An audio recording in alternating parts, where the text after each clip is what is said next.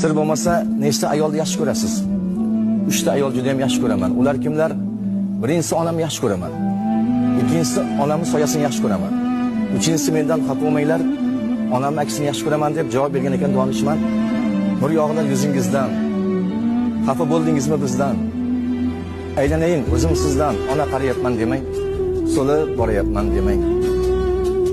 Yugurganim, chopganim, dunyolardan topganim, fido bo'lsin jon, tanim, ona qarayapman demang. So'lib boryapman demang.